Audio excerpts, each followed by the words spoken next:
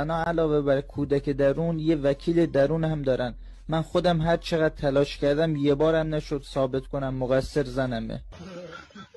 هیچ خدا زنها رو آفرید واسه 2 تا مأموریت. یک، وقتی شوهرش ناآرام کلافه است آرامش کنن، موقعی هم که آرامه حالش خوبه به همش بریزن.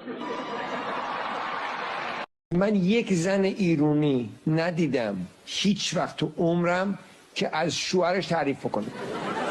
تو عمرم ندیدم. یک زن، مادرم، عمم، زندان، هیچ کدوم اینا، تمام این دوره ها که زنها میگن دوره میگرفتن، این دوره نبوده واقعا. اینا جمع میشدن.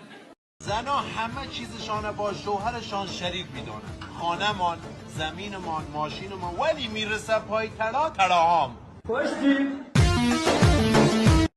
یکی از ویژگی های زن میدونید چیه؟ با سرعت نور صحبت میکنه. بعد از این تازه پاشو میندازه رو هم نگاه میکنه میگه ندار دهنم باشه. وقتی دیدی خانم دور هم جمع میشن حرف میزنن این خیلی قشنگه. خانم میگه خانم چه خبر؟ ای بابا چه خبر؟ به خدا چه خبر؟ شوهرم که بیچاره است، بچه‌م هم خنگ عین باباش. دقت هم کرده باشید همه خنگا به باباشون رفتن و هیچ خنگی به مامانش نرفته. یعنی